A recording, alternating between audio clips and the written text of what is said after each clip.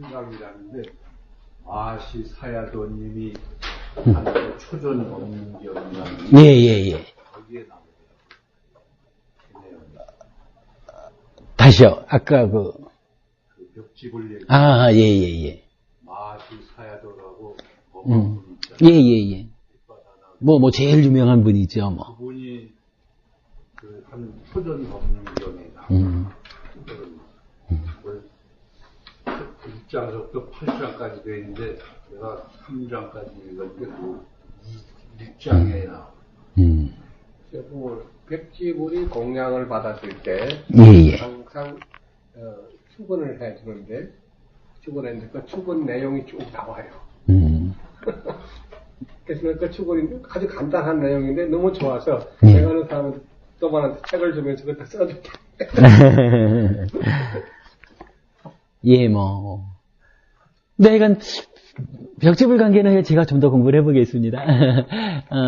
이건 교리라는 게 경전이 서로 간의 이 연결 관계에서 상충되는 부분이 나타나는 때가 있어요. 근데 이 상충된다라는 것을 잘 들여다보면, 우리가 아직 이해가 안 돼가지고, 그러니까 부족한 이해를 가지고 두 개를 보니까 상충되는 경우가 생기는데, 좀 더 깊이 들여다보면, 이렇구나라고 알게 될 때가 있더라고요. 그러니까 벽지불에 대한 이야기도 분명히 경전에 나오는 거기 때문에 뭔가 현재 제가 이해하지 못하는 그 벽지불에 대한 어떤 공부 내용이 있을 거예요. 그러니까 이건 현재로서는 제가 답변을 드릴 능력이 안 되고. 연관이 되면 아까 삼마삼부타를 스승 없이 정등각으로만 번역이 됐으면은 위 없는 법을 깨달고 이렇게 돼가지고 그렇게 이해가 됐는데 정자가 그가 스스로 깨달은 이렇게 되니까 이제 벽집을 생각이 나서 아까 그렇죠. 좋은 질문이죠. 타당한 말씀인데 그래도 그거는 분명한 거는 이건 정등각이라고 불릴 때의 무상의 개념, 그러니까 가장 높은 이런 개념으로 삼마삼부타를 이해하는 것은 아닌 것 같아요. 분명히 방금도 약간 줄탁 동기로 제가 말씀을 드렸지만 그 부분이 훨씬 더 좀 원어적으로 접근되어 있는 그런 그렇게 이해하는 것이 맞을 것 같습니다. 내가 그 부분은 좀 더 두고 보자고요. 한국에서는 예. 독각성, 연각성으로 이렇게 해서 스스로 연기 이치를 깨달아서 하는 네. 어서 오십시오. 이게 한국 불교에서는 독각, 연각성. 예, 그렇게 성문설 의미로 보고 그런 연각, 거라고. 성문 연각, 성문설 위에 연각성. 그래서 그다음 보상 이렇게 쉽게 얘기합니다. 근데 어쨌든 우리가 벽지불의 가르침이 전해오는 거 아니고 벽지불에 의지해서 그러니까 고멸의 길을 가겠다 하는 거 아니니까 그냥 벽지불은 그러하다 정도로 그냥 넘어가도 무리가 안 될 것 같습니다. 예, 거기에 우리가 묶일 필요는 없으니까 나중에 하여간 그래도 일단 경전에 나오는 말씀이고 분명히 경전 내용에 상충이 있어서는 안 되는 거니까 제가 그건 알게 되는 대로 알려드리겠습니다. 그렇게 하고 넘어가겠습니다. 지난주 수행법문으로 이런 말씀을 나눴거든요. 시소가 있다라고 본 거죠. 그래서 한쪽에는 탐진치라고 하는 오염원, 욕심내고 성내고 어리석은 우리 삶을 괴로움으로 끌고 가는 그런 것이 시소의 한쪽에 타 있고 한쪽에는 빤냐 지혜라고 하는 것이 올라타고 있다. 그래서 탐진치가 힘이 세면 삶은 쇠퇴한다. 괴로움으로 간다. 그랬고요. 빤냐가 힘이 세면 삶은 고멸, 행복한 삶이 이루어진다. 뭐 요렇게 이제 고와 고멸의 시소 게임, 요렇게 이제 표현을 해봤죠. 그랬을 때 탐진치와 빤냐라고 하는 곳이 자기들끼리만 딱 만나가지고 시소를 타고 있느냐? 우리가 어릴 때 시소를 타봐도 누가 시소 타고 있으면 그냥 누구든 쫓아가가지고 눌러주고 이래 하죠. 지원군이 있더라 했죠. 탐진치에는 5가지 장애라는 것이 있다. 5가지 장애라고 하는 것이 탐진치의 지원군으로 힘을 보태주더라. 이런 이야기를 했고요. 그 다음에 빤냐에 대해서는 사념처라고 해서 싸띠를 확립하는 수행이 있다. 이래 됐었죠. 이렇게 이제 각각의 지원군이 있는데 요 지원군을 놓고 보니까 5가지 장애라는 것은 선봉에 쓰는 존재가 있더라. 누가 선봉장이냐? 이래 했을 때 까마라고 하는 거를 얘기를 했었어요. 까마라고 하는 것은 뭐냐 하면은 우리가 이제 몸과 마음으로 살잖아요. 몸과 마음으로 나를 이루어서 사는데, 그죠? 몸과 마음으로 나를 이루어서 사는데, 요 몸이라고 하는 거는, 뭐 그냥 간단히 얘기하면, 눈, 귀, 코, 혀, 몸이죠, 뭐. 눈으로 형색을 감각하는 것이고요. 귀로 소리를 감각하고, 코로 냄새를 감각하고, 혀로 맛을 감각하고, 몸으로 여러 가지 이제 감촉을 감각한다. 이렇게 되는 거죠. 그랬을 때 마음이라고 하는 것이, 뭐 마음은 하여간 우리가 계속 이야기를 해야 되지만, 만어라고 하는 마음의 상태로, 담마라고 하는 대상을 감각한다. 만호는 한자로 의라고 부르는 거고 담마는 한자로 법이라고 하는 것이다. 뭐 이런 부분을 우리가 늘 이야기를 하는 건데 이랬을 때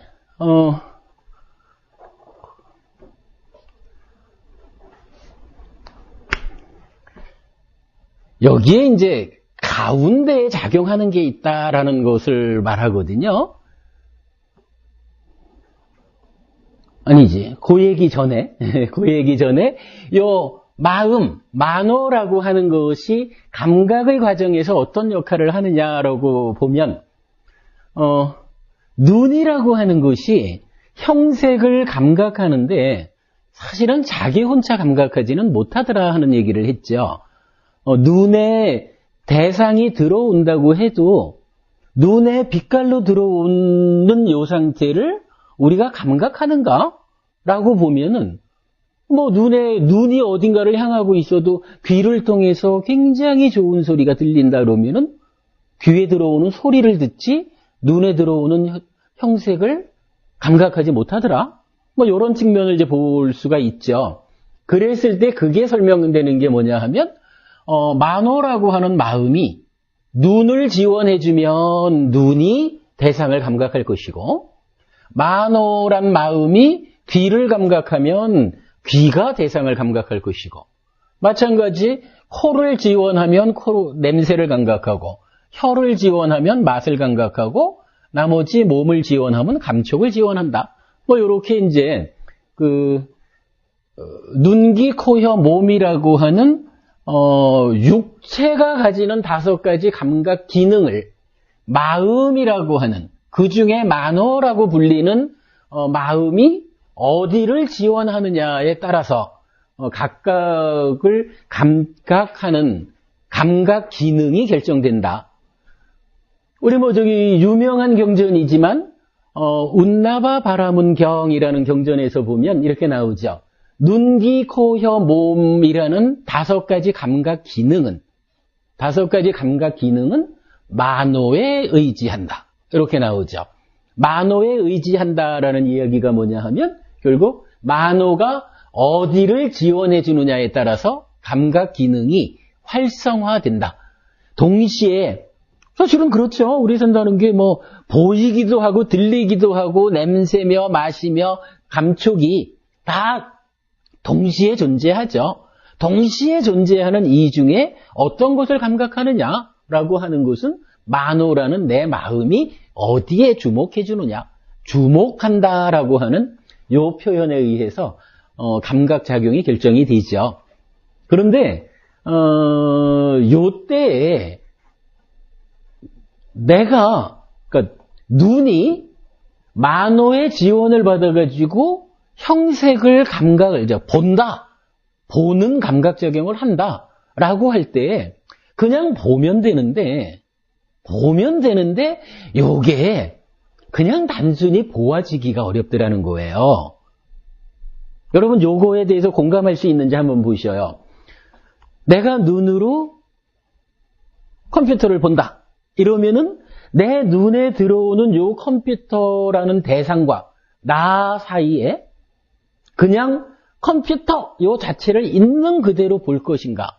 아니면 내 마음에 어떠한 작용인가가 끼어들어가지고 컴퓨터가 왜 이 모양이야? 조금 더 화면도 크고 좀 더 멋있으면 안 되나? 뭐 이럴 수도 있고 아니면 내가 엊그저께까지는 요만한 거였는데 큰 거를 새로 사니까 되게 좋네. 뭐 이럴 수도 있고 무언가 하여간 내 눈과 마음이 합해가지고 대상을 보는데 요 본다라고 하는 사이에서 그냥 대상을 보기만 하느냐라는 문제예요. 근데 이제 부처님은 그렇게 말씀을 하시는 거죠. 눈이 만호의 지원을 받아서 형색을 감각을 하는데 이때에 있는 그대로 감각을 하는 것이 아니라 무언가 가운데에 끼어드는 것이 있더라. 무엇가 끼어드느냐라고 할 때 요거를 보통은 이제 욕탐 이렇게 표현을 해요. 욕심내고 아니면 탐내고 같은 말이죠. 그러니까 욕탐이라는 게 끼어들어가지고 내 마음이 어떤 상태로 작용하느냐에 따라서 똑같은 대상을 놓고도 기뻐하기도 하고 괴로워하기도 하고 좋아하기도 하고 싫어하기도 하고 그렇다라는 거죠. 어떨까요?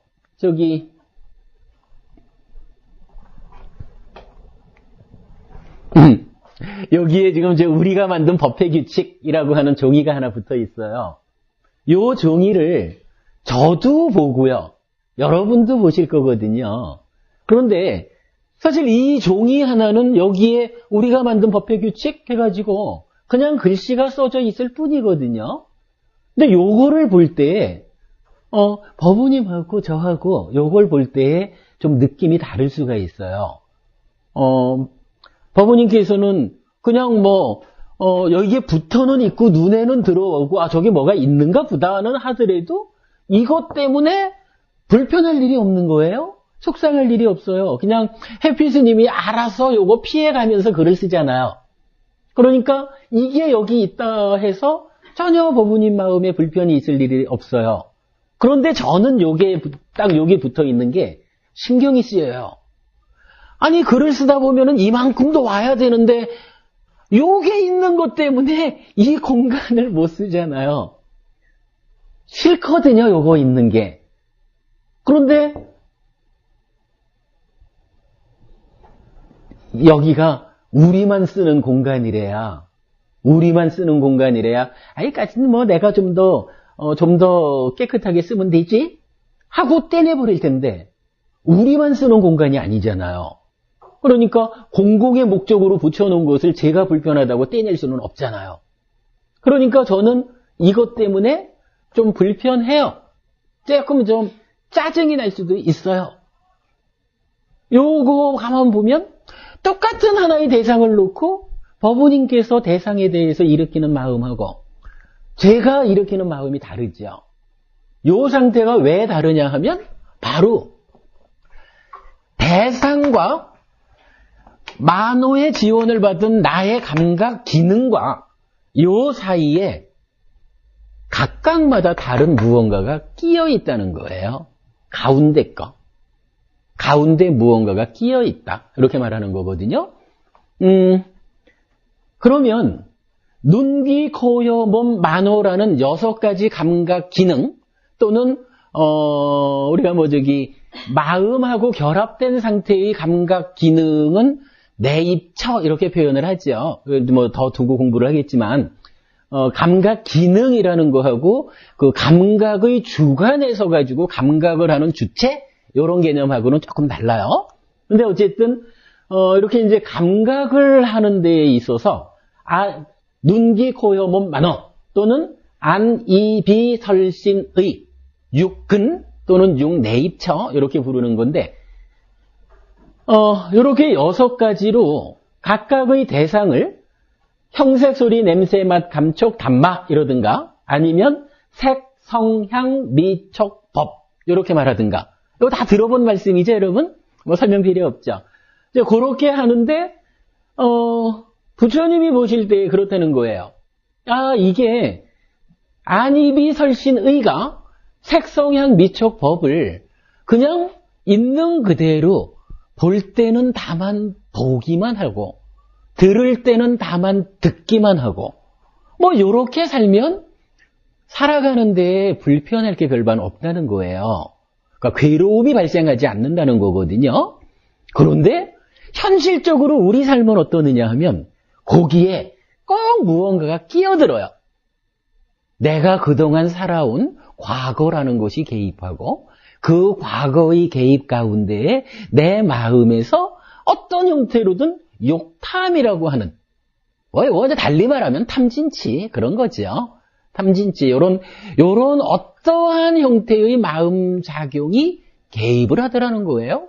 그래가지고는 금방 저 종이 한 장을 법우님은 아무 불편 없이 저걸 보는데 저는 그냥 헤이 짜증나 이러면서 괴로워하는 이런 차이를 갖고 오듯이 가운데 끼어드는 어떤 것 때문에 삶이 괴롭더라 이렇게 말을 하거든요. 이럴 때에 요 까마라고 하는 것은 뭐냐 하면 사실 요 까마라고 하는 것이 좀 어려운 얘기예요. 우리 요 교재에 이따가 설명해 드리겠지만은 우리 교재에서 요 까마라고 하는 것만 관련한 경전 이야기를 10페이지가 넘게 막 정의도 해놓고 비유도 들어놓고 그러니까 경전에서 찾을 수 있고 제가 설명할 수 있는 거를 충분히 설명을 해놨는데 하여간 요점으로는 그래요. 우리 산다는 것이 안이비 설신의 6가지로 색성향 미촉법 6가지를 감각해 드리면서부터 시작이 되더라. 그런데 각각의 감각의 과정에 가운데 욕탐이라는 것이 끼어들어가지고 괴로움을 일으키더라. 그 가운데에 앞에 5개. 만호라는 건 일단 마음이잖아요. 만호라는 마음의 문제는 빼놓고 요 앞에 5개. 그러면 눈, 귀, 코, 혀, 몸으로 형색, 소리, 냄새, 맛, 감촉을 감각하는데 요 감각을 어떻게 합니까? 그냥 보이는 대로 감각하는 게 아니고 가운데 욕탐이 끼어들어가지고 욕탐에 의해서 왜곡되게 보는 거예요. 욕탐에 의해서 왜곡되게 들어요. 남들은 다 불편치 않은데 나만 불편해. 남들은 다 좋은 음악이야 이랬는데 나만 잠 못 자게 왜 음악은 틀어 이러는 거고요. 하여간 눈, 귀, 코, 혀, 몸으로 각각의 대상을 감촉하는데 중간에 욕탐이 끼어 있는 거. 그래서 그 욕탐 때문에 괴로움을 일으키게 하는 거. 요거를 까마라고 불러요. 요 까마를 보통은 어떻게 번역을 하냐 하면 여러분 많이 들어보셨을 거예요. 감각적 욕망 이렇게 이제 번역을 하거든요. 감각적 욕망 이런 얘기 들어보셨나요? 근데 이 감각적 욕망이 사실은 정확한 표현이 아니에요. 왜냐하면 감각이라는 것은 눈, 귀, 코, 혀, 몸으로도 하지만 만호라고 하는 마음으로도 하거든요. 마음으로도 감각을 하기 때문에 감각적 욕망 이러면은 만호를 포함한 6가지를 다 포함해서 말을 해야 되거든요. 그런데 까마가 가지는 중요한 의미가 뭐냐 하면 참 중요한 의미가 마음 빼놓고 몸과 마음으로 살아가는데 몸이 대상을 감각해 드릴 때에 욕탐 때문에 괴로움을 일으키더라. 몸이 대상을 받아들일 때에 욕탐이 개입한 상태, 그래서 괴로움을 불러일으키는 상태, 요거를 까마라고 하는 거거든요. 그러니까 감각적 욕망이라는 거는 정확한 번역은 아닌 것 같고, 그래서 저는 교재에서 요거를 외적 대상에 대한 욕망 이런 식으로는 번역을 해봤어요. 외적 대상에 대한 욕망 이렇게 이제 적어봤는데 일단 그렇게 참고를 하시자고요. 어쨌든 근데 요게 알아야 되는 이유가 뭐냐 하면 이 말 자체가 제가 지금도 이렇게 말씀을 드리면서도 여러분이 그 지난 시간에 이렇게 말씀드릴 때에 어떤 그 이해하고 까마를 설명하는 요 순간의 이해가 다른 것 같아요. 왜냐하면 어려워서요. 그런데 어려워도 일단은 알아야 할 필요가 있어요. 왜냐하면 시소 게임이 지금 이루어지고 있어요. 누가 시소를 타고 있냐 하면 내가 타고 있는 거예요. 내가 시소를 타고 있는데 이 시소의 양면성이 내가 탐진치의 무게가 더 실리면 내 삶이 괴로워지는 거라. 너의 삶이 괴로운 게 아니라 나의 삶이 괴롭거든요. 그런데 나의 삶을 괴롭게 만드는 요 탐진치라고 하는 요 나쁜 놈한테 지원군이 되어주는 게 5가지 장애라는 게 있단 말이에요. 그런데 요 5가지 장애의 선봉으로 앞장서 가지고 탐진치를 꽉 힘있게 눌러주는 게 까마라. 그러니까 이거 알아야 되잖아요. 어려워도 일단은 좀 알아야 되는 거기 때문에 이건 우리 교재에 좀 많은 분량 몇 페이지냐 하면 제가 이번 책에 그 목차를 못 넣어가지고 좀 그런데 190쪽. 예, 190쪽에 보시면 까마를 정의하는 경전들 나오고요. 그래서 까마의 정의 해가지고 탐욕에 오염된 사유, 외적 대상에 대한 욕망, 외적 대상에 대한 족쇄 이렇게 이제 표현을 했어요. 지금 이제 그런 설명을 좀 드린 것 같은데 요 중에 족쇄라고 하는 말은 어떤 때 쓰느냐 하면 대표적으로 요 족쇄는 10가지 족쇄 이래가지고 우리가 윤회하는 삶에서 벗어나고 싶거든요. 그러니까 해탈하고 싶은 거거든요. 다시는 태어나지 않아서 늙고 병들고 죽지 않고 싶은데 문제는 우리 발목을 딱 붙잡고 발목에 족쇄를 탁 채워놓은 것과 같은 거예요. 발목에 딱 족쇄 채워가지고는 벗어나지 못하게 붙잡아 당기는 곳이 10가지가 있다. 이렇게 말하면 왜 10가지 족쇄거든요. 그런 10가지 족쇄 이런 의미에서 보면은 바로 어차피 나는 몸과 마음으로 구성되니까 마음 문제는 다른 족쇄들에서 알아보기로 하고 일단은 몸이라고 하는 눈, 귀, 코, 혀, 몸이라는 요 몸으로 바깥 세상을 만나가면서 살아가는 바깥 세상과 만나는 가운데에 족쇄로 작용하는 거 요거를 까마라고 한다. 그냥 요렇게 이해를 해주면 될 것 같아요.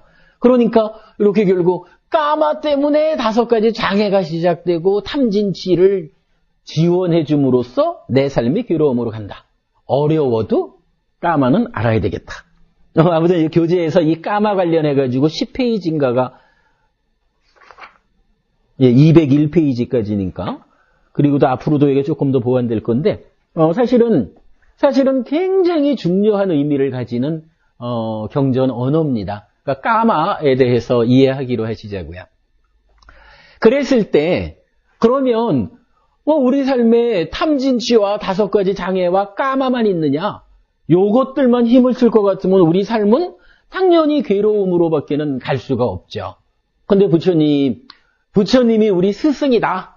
우리의 스승 부처님 이렇게 하는 이유는 뭔가요? 바로 이러한 시소 게임에서 균형을 맞출 수 있도록 그 힘을 실어주는 그런 역할을 하니까 우리 스승 부처님 이래 되죠. 부처님께서는 이렇게 말씀하시는 거예요. 시소의 한쪽에 탐진치와 5가지 장애와 까마가 작용하고 있다면 그 반대쪽에서 힘의 균형을 맞추는 것이 있다. 뭐냐? 탐진치하고 직접 맞붙어가지고 시소 게임의 당사자가 되어가지고 이 용을 쓰고 있는 거로는 빠냐, 지혜라는 것이 있다 하는 거고요. 그 다음에 이 빠냐라고 하는 지혜의 지원군으로 사념처라고 하는 수행 방법이 있다. 이렇게 말을 해요. 이럴 때 공평하죠. 5가지 장애라는 것이 탐진치를 지원해 준다면 사념처가 빠냐를 지원해 주는 것도 당연하죠. 삶이라는 게 사실 내가 잘못 살아서 그렇지 원래 삶은 괴로운 거 아니니까 당연히 이럴 텐데 이랬을 때 요 정의가 좀 재밌게 돼요. 요 정의가 보면 5가지 장애는 빠냐를 무력화시키는 전적으로 해로움 덩어리 요렇게 정의가 되고 역으로 사념처는 5가지 장애를 제거하는 그러니까 요거 장애 때문에 빠냐가 힘이 없어지는데 장애를 제거해주면 빠냐가 힘이 있어지는 거죠. 그렇게 사념처는 5가지 장애를 제거하는 거. 요렇게 이제 그 공평하게 우리 삶이 구성되어 있어요. 요렇게 되면은 우리가 말을 좀 조심스럽게 해야 돼요. 세상이 하도 개판이고 그냥 세상이 잘못돼가지고 내 삶이 내가 이렇게 사는 게 힘들어. 요렇게 말하면 안 돼요. 사실은 세상은요. 이렇게 탐진치로 이렇게 괴로움을 만드는 것도 있지만 부처님이 보신 바 우리 삶의 현실은 이 괴로움을 소멸하는 쪽도 분명히 있어요. 그냥 1대1로 있어요. 내가 어떻게 사느냐에 따라서 내가 잘못 살면 탐진치 때문에 괴로워질 거고 내가 잘 살면 지혜로워져가지고 행복해질 거고 이렇게 되는 거거든요. 그러면 이제 여기서 물론 더 봐야 될 건 있죠? 5가지 장애를 까마라고 하는 것이 선봉을 쓴다면 사념처는 누가 선봉을 쓸 것인가? 이럴 때 지난주 수업에서는 오버부님이 그러셨던가? 신수신법의 신 이렇게 말씀하셨죠? 그럴 때 제가 이제 말씀드리기를 사념처에도 선봉이 있는데 이 사념처의 선봉에 쓰는 것을 사띠라고 합니다. 사띠 하면 여러분 다 관심 갖고 있는 거죠. 생각 염자 쓰는 거. 사띠 한마디로 말하면 뭐냐 하면 요 마음이라는 것이 어디를 지원할까? 이렇게 이제 각각이 지원을 하는데 사띠라고 하는 것은 요 만호에 딱 붙어가지고 만호가 눈으로 갈라 그럴 때 만호야 눈으로 가지 말고 호흡으로 가라. 만호야 귀에 가지 말고 호흡으로 가라. 만호야 호흡으로. 만호야 그리 가면 안 돼. 호흡으로 와. 이렇게 만호를 제어해주는 기능이 있다. 그 만호를 제어해서 우리 삶이 괴로움으로 가지 않고 괴로움의 소멸로 나아가게끔 제어해주는 기능을 사띠라고 한다. 이렇게 설명드렸거든요. 요렇게 하여간 시소 위에 정확하게 세 가지가 1대1로 올라타 있어요. 그래가지고 누가 힘이 세냐에 따라서 괴로움으로 갈 것이냐 행복으로 갈 것이냐 요게 결정이 된다 하는 이야기를 이제 지난 시간에 말씀을 드렸죠. 요 얘기가 교재 몇 페이지에 있습니까? 네, 교재 175쪽이요.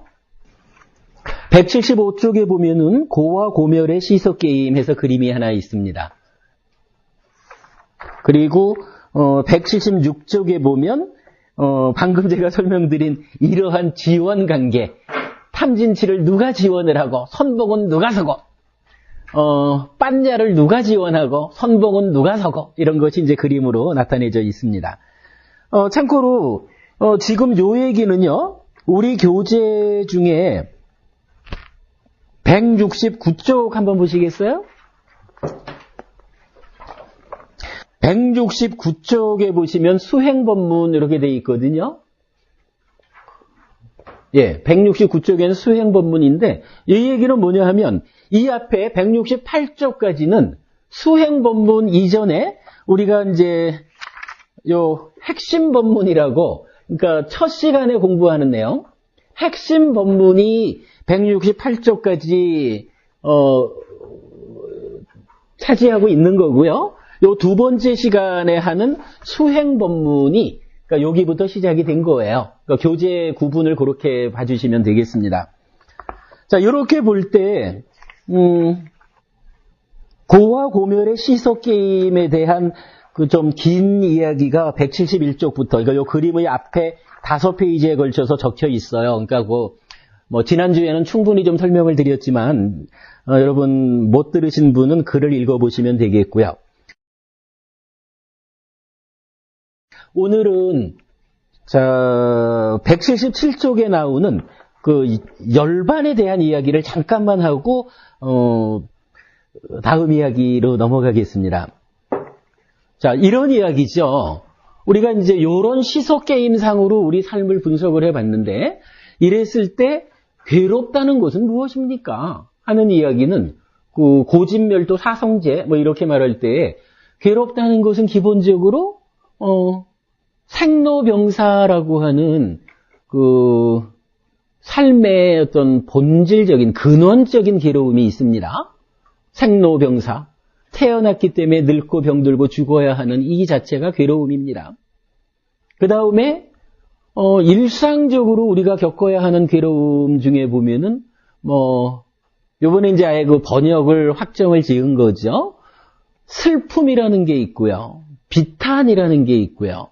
고통, 근심, 절망, 뭐 이래가지고 그냥 크게 보면은 태어나서 늙고 병들고 죽는다. 이렇게 말하는 근본적인 괴로움이 있다. 그런데 그 늙고 병들고 죽어가는 그 과정에 우리 삶이 어떻게 진행되느냐라고 보니까 괴롭다라고 하는 것은 슬픈 거고요.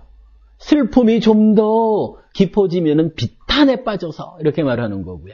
고통은 육체적으로 괴로움을 겪는 거고요. 근심이라는 것은 마음이 이리저리 편안하지 못한 거 이렇게 되는 거고요. 그 다음에 절망. 이 5가지의 삶의 양태가 우리가 태어나서 죽을 때까지 계속적으로 우리 삶을 붙잡고 있더라. 이렇게 이제 괴로움을 말하죠. 물론 이제 그거 외에도 또 좀 더 말하는 것은 미운 놈하고 만나는 괴로움도 있죠. 사실은 내가 산다는 게 혼자는 못 살잖아요.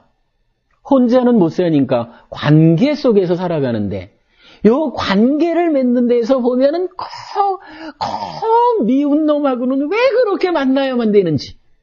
요 미운 놈하고 만나는 게 이게 부처님도 주목하는 아주 괴로운 일이에요. 요거 이런 괴로움에 안 빠지려면 어떻게 해야 되나요?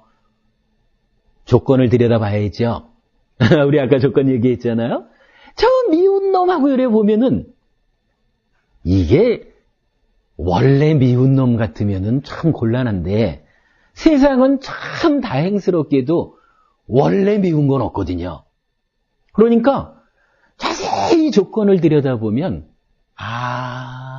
이래서 내가 저 인간하고 이렇게 싫어졌구나 라는 게 보이는 거예요. 여러분 집에 가면은 왼수 같은 마누라, 왼수 같은 서방 맞죠? 조건을 잘 들여다보면은요. 그렇구나. 이러이러하게 내가 조건을 부여했으니까 저 인간이 나를 왼수처럼 보지 않을 수 있겠어? 라고 찾아질 거예요. 그때 조건을 바꾸는 거예요. 조건을 바꿔주면 연기하잖아요. 무상고 무하잖아요. 조건이 바뀌는데 따라 변하지 않을 재간은 어디에도 없는 거예요.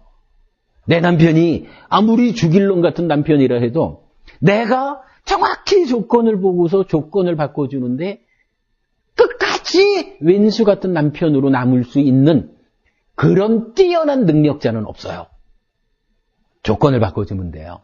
내 마누라가 어쩌면 찌질이도 꼴보기 싫은 짓만 하느냐라고 보아도 조건을 잘 봐가지고 조건을 바꿔주면 그 짓거리가 그렇게 꼴보기 싫기만 하던 게 어느 순간부터는 그래도 마누라니까 까불고 있지 달라지는 거예요.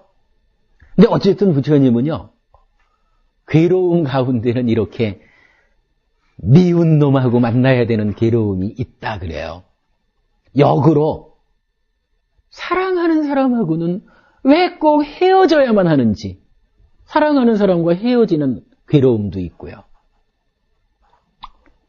그리고 구하는데 얻지 못하는 괴로움도 있다. 이렇게 말하고요.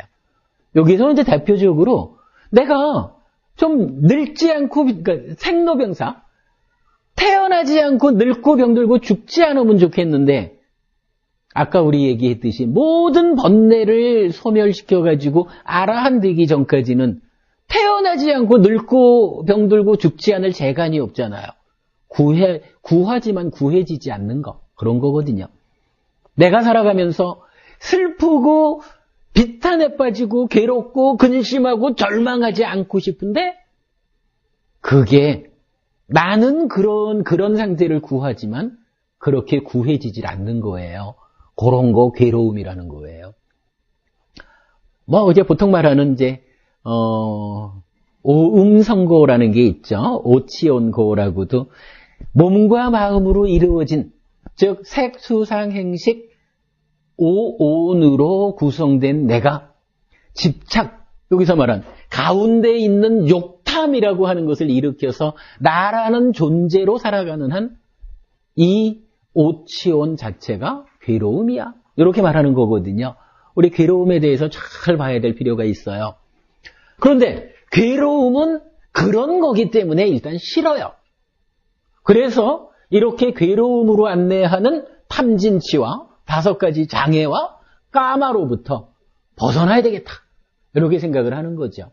그 방법으로 빤냐라고 하는 거, 빤냐에 힘을 보태주는 사념처, 사념처의 선봉에서는 싸띠, 요걸 가지고 이 괴로움들하고 싸워가지고 내 삶을 고멸, 행복으로 안내하겠다. 요게 불교하는 거죠. 요래 쓸 때 괴로움에 대해서는 뭐 경에서 그렇게 여러 가지로 이야기를 하고 있어요. 그러면 고멸, 행복, 이것은 무언가? 라는 부분도 알아야 되죠. 뭐 긴 얘기는 우리가 두고두고 해야겠지만 경전에 나오는 이야기 몇 가지만 뽑아봤어요. 자, 177쪽을 같이 한번 보겠습니다. 일단은 이런 얘기죠. 고와 고멸의 시소 게임에서 나는 어디를 가고 싶습니까? 나는 괴로움이 소멸한 그 자리를 목적지로 합니다. 그 자리에 가고 싶습니다. 행복하고 싶습니다. 이 얘기죠. 그 자리를 다른 말로 뭐라 하나요? 열반 이렇게 부르죠. 자, 그래서 이제 큰 제목이 목적지 열반, 빨리어로는 니빠나 이렇게 씁니다. 열반을 정의하는 경전들 1. 열반경. 이건 상유자니까야 38알의 1번 경이네요.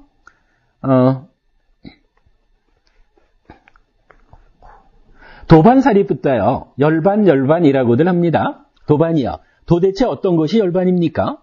도반이요. 탐욕의 멸진, 성냄의 멸진, 어리석음의 멸진, 이를 일러 열반이라 합니다. 도반이요. 그러면 이러한 열반을 실현하기 위한 도가 있고 도닦음이 있습니까? 도반이요. 이러한 열반을 실현하기 위한 도가 있고 도닦음이 있습니다. 도반이요. 그러면 어떤 것이 이러한 열반을 실현하기 위한 도이고 어떤 것이 도닦음입니까? 도반이요. 그것은 바로 8가지 구성 요소로 된 성스러운 도, 8정도이니 바른 견해, 바른 사유, 바른 말, 바른 행위, 바른 생계, 바른 정진, 바른 사띠, 바른 삼매입니다. 도반이요. 이것이 열반을 실현하기 위한 도이고 이것이 도닦음입니다. 이랬어요. 자, 여기서 핵심적인 말은 뭔가요? 무엇이 열반입니까? 그러니까 탐욕의 멸진, 성냄의 멸진, 어리석음의 멸진. 이것이 열반입니다. 이렇게 말하거든요. 이 간단하죠? 우리가 고멸의 상태를 목적지로 해서 열반이라고 이름을 붙였다면 이 열반의 상태는 뭔가요? 탐진치를 멸진, 완전히 끝장내버린 거예요.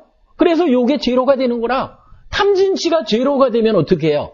빤냐가 백이 되는 거잖아요. 그러면 시선은 어떻게 가겠어요?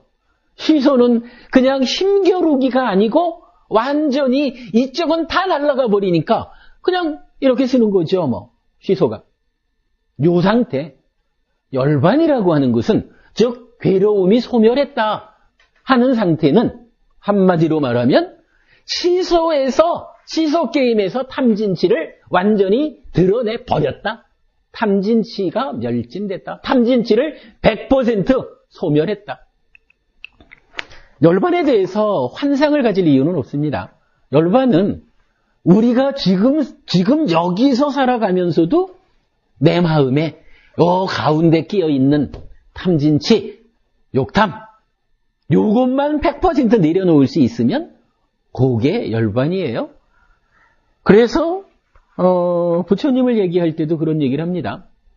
부처님도 우리처럼 똑같이 보고 듣고 생각하면서 살아요. 그런데 부처님은 보고 듣고 냄새 맡고 하는 이 감각의 과정에서 욕탐이 없습니다.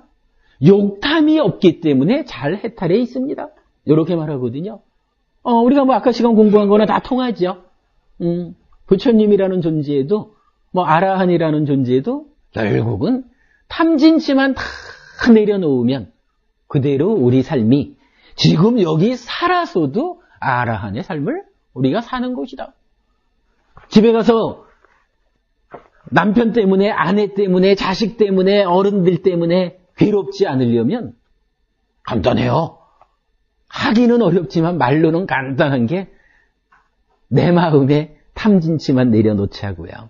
내 마음에 탐진치가 내려놓여지는 순간에 부부간의 불편이 해소되는 거고, 가족 간의 불편이 해소되고, 모든 세상과의 삶에서 불편이 해소되는 거예요.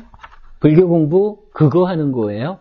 그러한 삶이 열반, 이렇게 됩니다. 탐진치가 제거되면 열반입니다, 여러분. 이해되죠? 자, 두 번째, 열반경, 안구따라 니까야 3의 모음 55번경. 고따마 존자시여, 열반은 스스로 보아 알 수 있는 것이다 라고 말씀하십니다.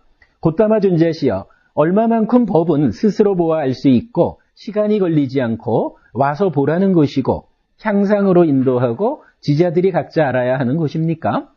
바라문이여, 욕망, 성냄, 어리석음에 물들고 욕망, 성냄, 어리석음에 사로잡히고 그것에 어리 빠진 자는 자기를 해치는 생각을 하고 타인을 해치는 생각을 하고 둘 모두를 해치는 생각을 한다. 그는 육체적 고통과 정신적 고통을 경험한다. 욕망, 성냄, 어리석음을 버렸을 때 그는 자기를 해치는 생각을 하지 않고 타인을 해치는 생각을 하지 않고 둘 모두를 해치는 생각을 하지 않는다. 그는 육체적 고통과 정신적 고통을 경험하지 않는다. 바라문이여, 이렇게 열반은 스스로 보아 알 수 있고 시간이 걸리지 않고 와서 보라는 것이고 향상으로 인도하고 지자들이 각자 알아야 하는 것이다. 바라문이여, 그는 욕망이 남김없이 다한 것을 경험하고 성냄이 남김없이 다한 것을 경험하고 어리석음이 남김없이 다한 것을 경험한다. 그러므로 열반은 스스로 보아 알 수 있고 시간이 걸리지 않고 와서 보라는 것이고 향상으로 인도하고 지자들이 각자 알아야 하는 것이다. 그랬어요. 요 내용은요, 우리가 조금 더 지나가면은 법에 대한 공부를 할 겁니다. 그 법이 무엇입니까? 여기서 이제 법이 나왔죠. 법에 대한 정형부가 있어요. 그때 이제 법이란 스스로 보호할 수 있는 거. 그러니까 빠니다 법원님 우리 그런 이야기 했었죠. 내가 탐욕보기 진언을 만들어 가지고 탐욕보기 진언을 100번쯤 해야 내 안에 욕심이 있다라는 것이 드러나는 게 아니다. 보려고 하면 그대로 보이는 거. 뭐 이런 식으로 이제 법에 대한 그 정의가 있었잖아요. 요 내용은 그때 가서 좀 자세한 설명을 드리도록 하겠습니다.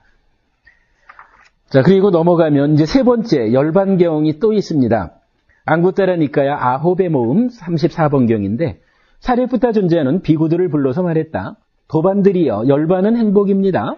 도반들이여 열반은 행복입니다. 이렇게 말하자 우다이 존자가 사리푸타 존자에게 이렇게 말했다. 도반 사리푸타여 여기서 느껴지는 것이 없는데 어떻게 행복이라 합니까? 도반이여 여기서 느껴지는 것이 없는 그것이 바로 행복입니다. 이렇게 말한 뒤 초선 내지 상수멸까지의 9단계 각각에 들어 머무는 상태를 설명하고 한 단계 아래의 상태에 해당하는 특징과 함께하는 산냐 마나시까라 내적 과정과 자의들이 일어나는 것을 병이라고 말하며 이러한 이유로 열반은 행복과 같다고 알아야 합니다라고 반복합니다. 느껴지는 것이 없다는 말에서 고멸과 연결되고 느껴지는 것은 모두 각각의 삼매 상태에서 병이 없다고 말하는 것으로서 고멸을 의미한다고 할 것입니다. 그렇다면 고멸은 곧 행복이고 열반을 정의하는 것입니다. 이 내용은 나중에 우리가 좀 중요한 의미를 가지고 공부를 할 겁니다. 다만 여기서는 그냥 결론만 한 가지 우리가 기억하는 거로 하죠. 열반은 한마디로 행복입니다. 뭐 그럴만하죠. 뭐 열반이라는 게 뭐 괴로움이 소멸된 곳이니까 우리가 괴롭지 않은 것을 행복이라고 한다. 이렇게 하는 거니까 고멸, 열반, 고멸 그대로 행복. 열반을 얻고자 합니다. 나는 행복해지겠다는 것입니다. 나는 행복해지고 싶습니다. 요렇게 열반은 행복입니다. 요렇게 결론만 오늘은 아는 것으로 그렇게 하겠습니다.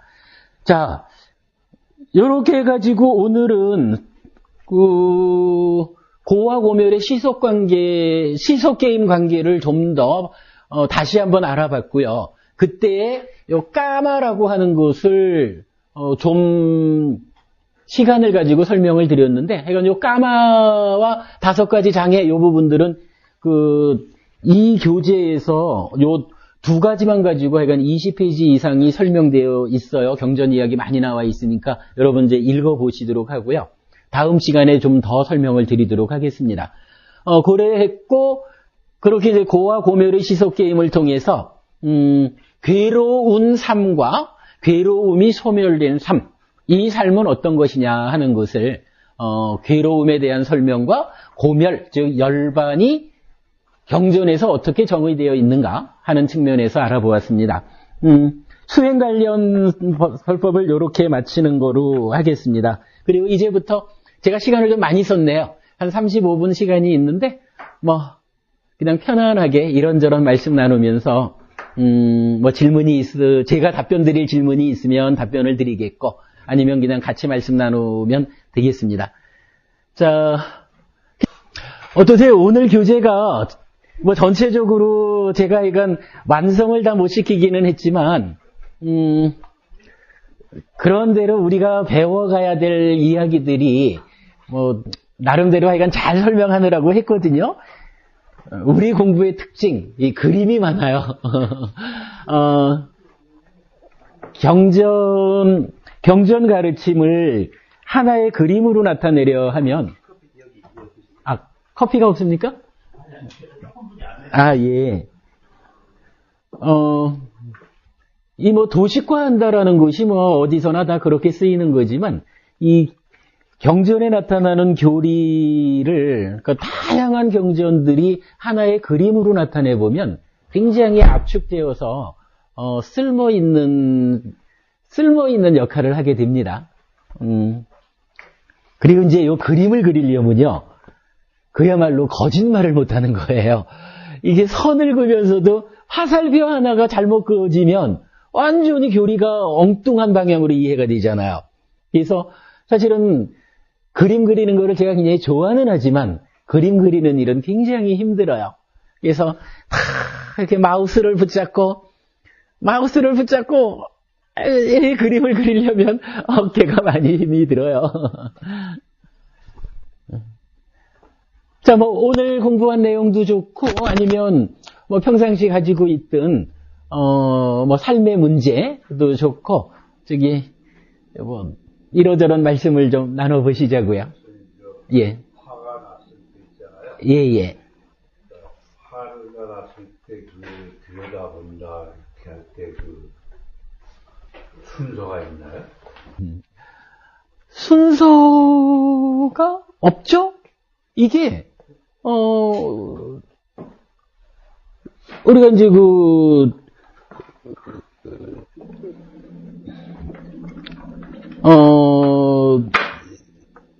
그러니까 현법적으로 드러나 보이는 거라 그랬고, 그 다음에 시간적으로 내 안에 화가 난 걸 보는데 한 10초쯤 시간 차이를 두고 발견해지는 게 아니라 그랬고, 누가 보느냐 하면 늘 내 안을 들여다보려고 사띠하는 사람한테 보이는 거고, 이렇게 표현되지 않습니까? 그러면 내가 평상시 사념처 수행을 통해 가지고 사띠라고 하는 마음 기능, 즉 나의 내 마음이 어디를 지향하는지를 지속적으로 관찰하는 가운데 만호야 그리 가면 안 돼. 이렇게 만호라는 마음을 제어하는 사띠가 쉼이 생기면 내 안에서 욕심이 일어나든 성냄이 일어나든 그냥 일어나는 그 순간에 딱 보여가지고 이게 일어나는 화가 나도 모르게 행위로 연결돼서 뺨을 한 차례 딱 때리고 나면은 한 달은 쫓아다니면서 미안해 잘못했어 하고 빌어야 되는 요 상황을 화라는 것도 무상한 것인 줄 내가 안다 라고 해서 나도 모르게 손이 날아가지 않게끔 제어하게 된다. 그러면은 한 달 동안 쫓아다니면서 빌어야 하는 괴로움에서 벗어난다. 뭐 이렇게 이제 우리가 늘 표현을 하는 거지 않습니까? 그럴 때 여기에 이제 법부님 질문하신 순서라는 것은 존재하지 않죠. 다만 순서라는 개념을 찾자면 평상시에 수행을 통해 가지고 사띠를 힘있게 하는 거, 사띠가 힘이 있어야 본다. 요거밖에는 다른 것은 없다고 봐야죠. 그러니까 내가 내 안에 욕심과 성냄과 어리석음이 일어나는 것을 보아야겠습니다 라고 한다면 보기 위한 순서는 있죠. 사념처 수행을 해야죠. 그래서 사띠를 힘있게 해야죠. 그걸 안 하고 보겠다라고 하면 사실은 보여지지 않죠. 뭐 그런 차이? 예를 들어서 내가 좋은 TV를 하나 사야 되겠다라고 생각하면 TV를 사기 위해서는 내가 열심히 일을 해가지고 돈을 만들어야 되죠. 뭐 그런 개념이 있죠. 뭐. 그거 말고는 있는 싹띠로 그걸 보는 데에 어떤 과정이 있습니까? 이렇게 질문하신 거라 그러면 그건 아닐 것 같아요. 거기서 관찰력인데 본다는 예. 관찰력을 키우는 것은 그래가지고 사티를 돋아내는 이야기입니다. 예. 그렇게 얘기해서 수행을 해야 된다. 그렇죠. 수행을 하는 문제는 여기서는 이제 저희 수행방 등록으로서 8정도 그런 말씀. 그렇죠. 예.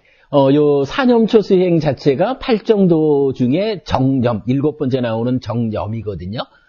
그러니까 이건 그 8정도의 7번째 정념에 대해서는 이제 내용 자체가 사념처 수행으로 나옵니다. 그렇게 보시면은 맞을 것 같아요. 그러면 사념처 수행할 때 외적 대상에 대한 감이 있잖아요. 네네. 까마? 그걸 이제, 안입이 설신 아니겠습니까? 네네. 외적 대상이라면? 네네. 근데 이제, 우리 이제 눈을 감잖아요. 예. 눈을 감으면 눈을 감아도 이제 들리거나 뭐 냄새 맡는 거에 대한 것은 맡을 수 있다고 하더라도 들리는 거나 네네. 그런 거에 대해서 배제한다고 한다면 주로 생기는 게 이제 마음에서 오는 전례 아니겠습니까? 네네. 그거는 눈이야 감아서 안 보면 감이 안 생기고 귀도 조용한 곳에서 있다면 안 들리면 되는데 또 냄새도 뭐 어떤 냄새가 없는 곳에 가면 되는데 이 마음이 움직이는 거에 대해서는 수행을 하면서 어떻게 요렇게 보셔야 됩니다. 그러니까 저 그림이 나름대로 쓸모가 있는 게, 자, 탐진치를 제거하려니까 5가지 장애의 지원을 끊어줘야 되죠. 근데 요 5가지 장애 중에 선봉을 쓰는 게 까마 그랬거든요. 그러니까 까마는 5가지 장애 자체가 아니고 5가지 중에 첫 번째로 나타나가지고 선봉장 구실을 하는 거거든요. 근데 요 선봉 구실을 하는 것이 왜 강조되냐 하면 5가지 장애를 제거하자라고 할 때 그래도 뭐니 해도 앞에선 장수목을 탁 쳐야 쪼무라기들이 흩어지죠. 물론 뭐 그 깊이로 보면 꼭 그렇게 말할 수는 없는 거지만 일단은 그래도 우리가 몸과 마음으로 나를 구성해서 살아가는데 웬만해서는 이 마음의 문제로 시선을 돌리기도 전에 몸에 묶여서 눈, 귀, 코, 여, 몸으로 쫓아다니느라고 바쁘죠. 그러기 때문에 수행을 시작하게 되면은 첫째로 까마를 제어하자 해가지고 이제 선봉장을 제어하는 건데 그 선봉장의 제어 가지고 다 되는 게 아니고 5가지 장애가 말대로 5가지잖아요. 첫째는 까마와 관련된 거고, 둘째는 저 까마라는 것은 대상에 대해서 이제 약간 욕심내는, 탐내는 이런 거라면 내가 좋아하는 게 내 맘대로 안 되면 화나잖아요. 뭐 그런 이제 그 욕심내는 거에 대한 반대 의미로 나오는 뭐 악의라고 말하는 거, 부합하다 이렇게 이제 쓰죠. 그 요 악의라는 게 2번째 장애고. 3번째로는 이게 또 우리 삶의 자세가 중요해요. 3번째 장애가 뭐냐 하면 해태혼침 이렇게 말을 하는데 해태라는 것은 게으름을 말해요. 우리가 이제 살면서 좀 많이 게으르죠. 요 게으름을 부리는 것이 결국은 탐진치를 도와줘가지고 삶을 게으름으로 끌고 가는 거예요. 그러니까 우리가 부지런해야 될 필요가 있어요. 근데 해태만 말하지 않고 혼침이래가지고 게으름과 무기력함이라는 혼침을 묶어서 말하거든요.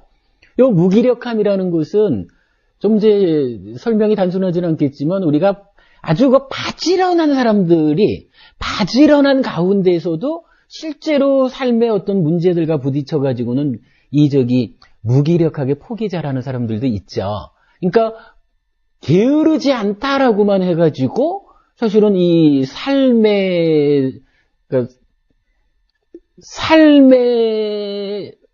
표현이 좀 애매하다.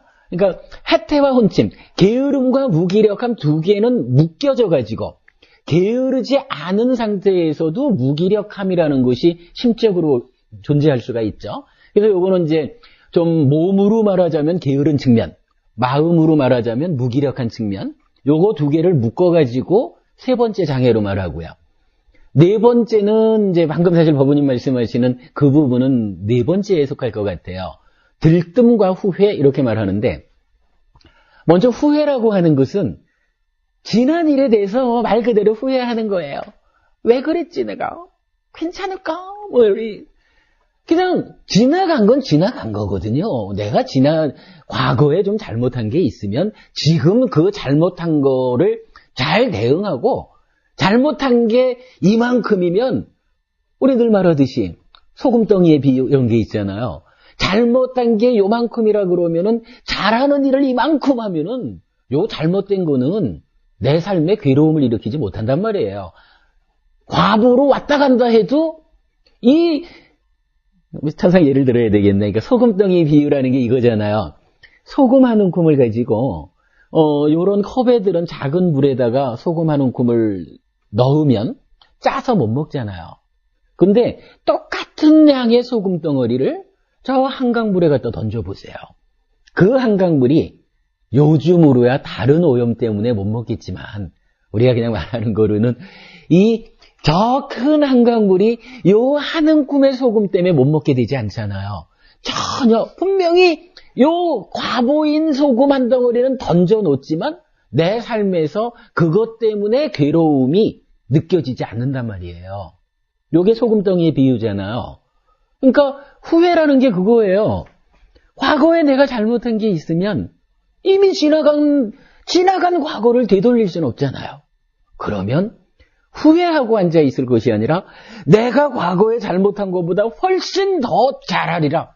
이런 마음을 일으켜가지고 적극적으로 살아야 되잖아요. 그러지 못하고 후회만 하고 앉아있는 거. 요것도 장애라는 거거든요.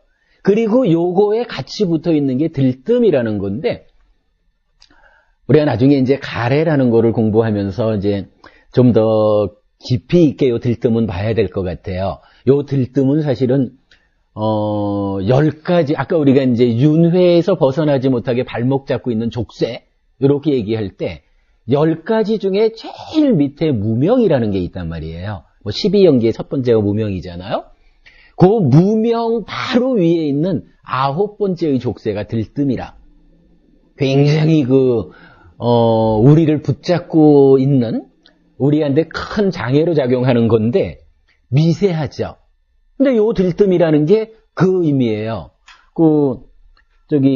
물고기를 잡아가지고, 뭇에다가 던져놓으면 이게 잠시도 가만 안 있고 펄떡대잖아요. 왜 그러는지는 물고기한테 물어봐야 하는 거니까 모르지만, 일단은 하여간 자기 편하지 않으니까 들뛰겠죠. 요렇게 우리 마음도 한시도 가만 안 있고 들뛴다는 거거든요. 그게 이제 들뜸이거든요. 들뛴다는 게 뭔가요? 법부님 말씀하신 대로 눈도 감고, 기왕이면은 한적한 곳에 가서, 어디 수행처에 가가지고, 소리도, 냄새도, 맛도, 감촉도 다, 없는 곳에 가서 눈까지 감으면, 이제 마음이 안 흔들려야 되잖아요. 그런데도 사실은 마음이 흔들리죠. 이제, 아까 저기서 이제 그림에 써봤지만은, 눈, 귀, 코, 혀, 몸과 형색, 소리, 냄새, 맛, 감촉이 각각의 대응관계인데, 만호라고 하는 요 마음도 자체적으로 담마, 산스크리트어로는 다르마 이렇게 말하는 거죠. 법이라고 하는 마음도 자체적인 대상을 갖는단 말이에요. 그러니까 요 마음이 눈을 감아도 자체적인 대상을 따라서 이리 뛰고 저리 뛰고 하는 거거든요. 근데 그게 장애라는 거라. 그래서 마음이 계속 이리 뛰고 저리 뛰고 하고 또 지난 일에 대해서 후회하고 앉아있는 요 들뜸과 후회를 묶어서 4번째 장애로 말하거든요. 그리고 5번째는 이제 의심 이렇게 돼 있죠. 쉽게 말하면 부처님 공부를 하고는 있지만 정말로 부처님 말씀대로 살면 행복해질까? 이게 정말로 신의 분신인 나의 본질, 아트만이 내 안에 있는 것은 아닐까? 이렇게 의심하는 거. 근데 부처님께서 설법하는 전제로 잘못된 믿음을 버려라. 아트만 없다. 무상고 무하다. 연기하는 것이다. 이걸 전제로 하고 그 토대에서 고멸의 가르침을 주셨는데 그 자체를 의심하고 있으면 공부를 못하죠. 근데 요렇게 5가지가 장애거든요. 그러니까 사념처 수행을 한다라고 하는 것은 이 5가지 전체를 제거하는 수행이거든요. 그런데 이제 방금 말씀드렸듯이 들뜸 같은 거는 9번째 가는 족쇄고, 그러니까 쉽게 끊어지는 놈들이 아니거든요, 요게. 그러니까 제일 그 선봉에 나와 있는 까마, 이거는 어쨌든 그래도 눈, 귀, 코, 혀, 몸으로 직접 물질적으로 감각되는 그놈들을 향해서 쫓아가는 이 몸과 관련된 욕망이잖아요. 그러니까 요게 선봉에 서 있고 일단 그거부터 제어하는 것이 수행으로 들어가는 순서? 이렇게 말을 할 수는 있겠죠. 근데 뭐 하여간 그런 식으로 5가지 장애를 전체적으로 그 사념초에 대응하는 세력으로 요렇게 이해를 해야 되고요. 그러니까 선봉에 서 있는 건 까마다. 요렇게만 이해를 해 주시면 될 것 같아요. 그래서 하여간 사념초 수행, 우리가 나중에 뭐 사념초 수행에 대해서도 좀 더 교리적인 이해를 더 하겠지만은 결국은 뭐 내 마음이 가 있지 않아야 될 곳으로 지속적으로 쫓아가려고 할 때 싹띠를 힘있게 해가지고 요 싹띠가 계속 만호 보고 만호야 그리 가지 말고 지금 너는 호흡 보기로 했잖니 호흡으로 가자 요렇게 제어하는 거. 근데 그게 이제 사념초 수행의 의미죠. 예, 뭐 거기까지만 말씀드리죠. 뭐 이건 계속 공부할 내용이니까요. 그리고 뭐 더 필요하신 말씀? 우리 그 육권이 어떤 경계 대상, 육권, 예. 육권이 육경을 경계 대상을 삼을 때 결과적으로 그냥 창고 역할밖에 안 하는데 우리가 그 식이라는 게 괜히 보잖아요. 식이라는 게 보는데 지금 우리가 욕탐 때문에 흐려서 그 제대로 못 본다. 그건 가격이든 뭐든 간에 제대로 못 본다는 거. 그럴 때 우리가 지금 저기 12처나 18개 말씀하셨는데 그때 18개 8식의 그 8식으로 의미가 되는 건지. 그 부분은 중요한 부분입니다. 이게 조금 지나면서 계속 공부를 해나갈 건데, 기본적으로, 8식이란 개념은 부처님 가르침에서는 사실은 없습니다. 부처님은 오직 안이비 설신의 6개, 안식, 이식, 비식, 설식, 신식, 의식, 6가지의 식을 말하고요. 요 6가지의 식이, 이 식이 그야말로 이제 몸과 마음 이럴 때 뭐 이 몸에 마음으로 육식이 있는 거예요. 요 마음이라는 것이 때에 따라서는 지금 딱 눈에 보이는 대상을 감각하는 기능을 할 때 우리가 이제 만호라고 부르고 그 감각한 상태에서 법부님이 오셨구나 하고 법부님을 아는 상태. 아무래도 보면 알잖아요. 요 대상을 감각해드린 대상을 누구? 이렇게 아는 상태를 민냐나 식이라고 불러요. 그런데 요 식의 상태에서는 좀 복잡하게 어떤 내적인 과정을 또 거쳐요. 그건 우리가 계속 공부할 거거든요. 그리고 나면 그 다음에 요 식이라고 하는 것이 내적인 과정을 다 거쳐서 대상에 대한 어떤 판단을 하게 되면 그 다음에 이제 그렇잖아요. 뭐 법부님 요래 오늘 처음 뵀지만 뵈어가지고 법부님을 이제 알았잖아요. 그러면 내가 내적으로 어떤 작용이든 일어나겠죠. 그러면은 법부님께서 이렇게 공부에 대한 관심이 많으시구나 라고 제가 분명히 알게 될 거고, 그러면 제가 법부님이 필요로 하는 부분을 참 잘 답변을 드려야겠구나. 뭐 이렇게 이제 어떤 내 마음이 뭐 생각을 하겠죠. 요거 마음의 행위거든요. 그러면은 이렇게 몸과 말을 통해 가지고 저의 생각을 드러내서 전달을 하잖아요. 이렇게 이제 대상을 알아서 내적인 과정을 거칠 때까지 민냐나라고 하는 것이 대상한테 행위를 통해서 돌려주는 요때를 찢다라고 빨리어로는 부르는데, 요게 한자로 말할 때 마음 심자를 써요. 그러면 이제 심이라고도 하고 의라고도 하고 식이라고도 이 3가지로 마음을 말하는데, 예, 심의식. 이럴 때 이게 법부님 말씀하신 어떤 뭐 7식, 8식 이런 개념으로 식의 개념이 확장되는 게 아니고 그냥 식은 식이라, 식인데 이 식이 어떻게 생겨나냐 하면, 예를 들어서 장작을 떼가지고 불이 생겨나면 장작불 이렇게 말하잖아요. 뭐 쓰레기를 태워가지고 불이 생겨나면 쓰레기불 이렇게 하여간 말하겠죠. 불은 똑같은 불인데 어떻게 해서 생겨났느냐에 따라서 다르게 부르잖아요. 육식이라는 게 똑같이 대상을 아는 거예요. 대상을 아는 마음인데 눈을 통해서 눈에 보여진 대상을 아는 것은 안식. 이런 식이거든요. 육식에서 그러면 분별식, 육식에서 일어난다냐? 그러니까 잠깐만요. 이제 그렇게 해서 이제 그 6가지로 우리 마음이 생겨나요. 근데 요 6가지가 나를 구성하는 마음이라. 여기에 7식, 8식 이렇게 더 확장되는 개념은 없어요. 다만 우리의 삶이라는 것이 어떻게 전개되냐 하면 이 마음이 몸과 합해서, 즉 마음이 눈에 가면 보고 귀로 가면 듣고 이러잖아요. 이거는 마음이 몸하고 함께 일을 하는 거잖아요. 몸과 마음이 하나로 결합돼서 삶을 살아가는데 이 살아가는 것이 어떤 순서로 살아가냐 하면 먼저는 대상을 받아들이는 거죠. 감각하는 거죠.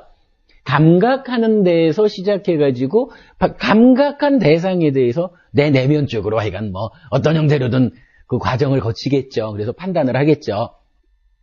그게 하여간 식이라고 하는 거로 얘기되고, 그리고 나면 다시 그 대상한테로 돌려주는 거죠. 뭐 내 속에 화가 불같이 일어나는 걸 발견하지 못하면 뺨을 한 대 딱 때리는 행위로 드러날 거고, 내 속에 화가 불같이 일어나지만 싹피 안 돼! 하면은 참아야지 하면서 손은 안 날아갈 거고, 뭐 이렇게 행위하는 거죠. 뭐 받아들여서 내적 과정을 거쳐서 행위로, 요게 우리가 살아가는 거죠. 요걸 누가 하냐 하면 몸과 마음이 함께 하거든요. 그러니까 6가지로 이루어진, 그러니까 육식이라는 이 덩어리로 이 내 마음이 지금 이 순간을 사는데 만호라는 상태로 감각 기능을 하면서도 살고, 똑같은 시기예요. 똑같은 윈냐나로 이제 같이 쓰는데, 그 순간 감각한 대상을 알고 내적 과정을 거치는 단계로 거치고, 그리고 나면 행위로 돌려주는 단계를 찢다. 마음 심자를 써서 거쳐요. 그러니까 그냥 단순한 이 6가지 시기, 지금 이 순간 전개되면서 살아가는 게 우리 삶의 단면이라 우리 사는 게 그렇다. 이렇게 봐야 되는 거거든요. 니까야로 마음을 이해하면 부처님은 분명히 어떤 뭐 그 입체적으로 내재된 뭐 말라식, 알레아식 이런 이야기를 안 해요. 다만 이 식온, 그러니까 마음의 쌓임, 마음의 덩어리가, 몸과 마음, 이 마음의 덩어리가 지금 이 순간을 살아갈 때 만호, 윈냐나, 찌따의 심의 순서적으로 그냥 삶의 과정을 설명하고 있을 뿐이에요. 그러면 행위를 통해 가지고 다시 마음이 만들어져서 이 마음의 덩어리 시곤에 또 쌓여요. 뭐 그런 부분을 이제 우리 공부에서 계속 설명하고 있는데, 요거는 우리 공부의 핵심이 결국은 요 내용이 돼요. 뭐 몸과 마음으로 내가 살아가는데 어떻게 살아갑니까? 그거 잘 알면은 뭐 삶의 문제를 다 아는 거죠. 12연기가 그 순서에 맞춰가지고 설명이 되고 있어요. 그러니까 그렇게 보시면 돼요. 여기 마찬가지 개념이라. 이게요. 제가 이제 지난번에도 우리 카페에도 이제 그런 글을 한번 올린 적이 있지만, 아까 이제 그 상나가정, 열반사덕 이런 것도 마찬가지고, 어떤 선입견이 있다면, 선입견은 내려놓으실 필요가 있어요. 판단을 그렇게 해야 돼요.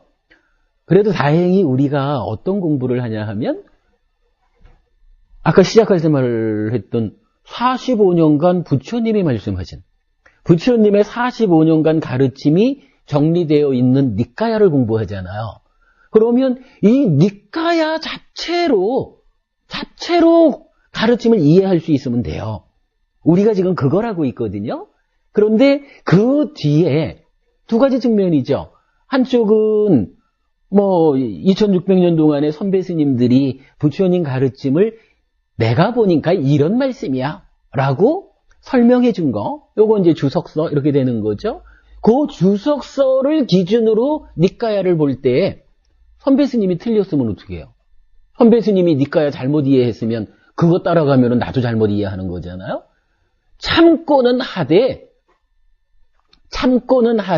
니까야를 중심으로 공부해야 된다 하는 거고, 그 다음에 또 하나가 부처님 돌아가시고 나서 몇백 년쯤 지난 다음에 이게 좀 제가 뭐 많은 사람들이 저를 욕할 수도 있지만 어쨌든 우리가 명확하게 아는 거잖아요. 사실은 드러내지 않으려고 그래서 그렇지 명확하게 아는 것이 부처님 돌아가시고 몇백 년 지난 다음에 경이 만들어졌다면 아까 뭐 화엄경도 말씀을 하셨고 뭐 그래야 하지만 부처님 공부를 통해 부처님의 의지에서 삶의 문제를 풀자라고 하면 부처님이 살아서 말씀하신 그 가르침을 공부해야 되는 거지 그 후에 부처님 아닌 누군가에 의해서 만들어진 가르침을 기준으로 하고 아니 여기서 이렇게 말했는데 왜 다릅니까? 이렇게 나오면 이거는 사실은 선입견이라 편견이라 그거는 그 순서가 바뀐 거예요. 니까야에 의지해서 부처님이 설하신 그대로 물론 어떤 사람들은 그 니까얀들 부처님이 설한 그대로 있다고 어떻게 장담합니까? 이렇게 말할 수도 있어요. 뭐 판단의 문제지요. 뭐 못 믿겠으면 안 믿으면 되지요. 뭐 그래도 이제 공부를 하다 보면 참으로 부처님 말씀이 이러하게 설해졌구나라고 하는 확신을 가질 수가 있죠. 저는 사실 거의 저는 사실은 40년 동안 절을 다니다가 출가를 했기 때문에 나름대로 이리저리 회장도 많이 하고 법사로서 설법도 좀 하다가 출가를 했기 때문에 대승불교를 아예 모르는 사람은 아닙니다. 근데 그렇게 이제 조금 알다 보니까 비교가 될 수 있어서 제가 어떤 확신이란 표현을 쓸 수 있겠지만 저는 지금 거의 100% 그 만족을 해요. 이 공부에 대해서. 그래서 저는 주석서도 거의 그러니까 정 모르겠는 부분만 이제 주석서의 도움을 좀 받고 그리고 대승경전에 대해서는 거의 의지하지 않아요. 특히 이제 아까 말했지만 상라가정 같은 거는 부처님 가르침하고는 100% 다른 이야기를 했죠. 옛날에 저는 그렇게 배웠어요. 무상고 무아하고 상라가정이 어떻게 됩니까? 상라가정을 부정하는 게 무상고 무아잖아요? 했더니 우리 법사님 그러시더라고요. 이 사람아, 그 상라가정은 한 번 굴려가지고 만들어진 상라가정이요. 달라! 이러시더라고요. 한 번 굴려가지고 만들어진 상라가정이라고 해도 일단 부처님은 그런 상라가정 없다 그랬지 열반에 가면 그런 상라가정이 있어 이렇게 말 안 했거든요. 그럼 어떤 걸 믿어야 되나요? 이런 부분. 상라가정 그랬고 좀 전에 이제 7식 8식 하는 부분도 사실은 불교 교리 발달사 이런 측면에서 볼 때 그 초기 불교가 부파 불교로 갔다가 나중에 이제 중관 반야 사상으로 가고 반야 불교가 너무 또 무기에 치우친다 이러니까 유식이 일어나가지고 보완하고 이런 식으로 이야기를 하죠. 그러면서 그 말라식과 아레아식을 발견하고 이렇게 이제 표현을 제가 옛날에 좀 본 것 같은데 그 표현이 맞아요. 그분이 어떤 선배 스님이 발견을 했어요. 그런데 그렇다면 그 선배 스님보다 우리 스승인 부처님이 지혜가 부족해가지고 아레아식을 발견을 못했을까요? 이거 좀 곤란하잖아요. 만약에 원래 있어야 되는 이 아레아식을 좀 진행되면 열애장이고 진행되면 불성으로도 연결되고 몇 가지 진행 방향이 있죠. 십습관부터식이다 그러잖아요. 그러니까 이제 그런 부분들을 그 선배 스님이 발견을 했는데 그게 옳은 거라면 부처님이 그거 발견 못했다 그러면 부처님은 불완전한 거잖아요. 우리가 유식에 의거해서 팔식을 발견한 그 스님을 완성자로 보아야 되나요? 육식으로서 삶의 문제를 해설한 부처님을 완성자로 보아야 되나요? 간단한 거 아닙니까?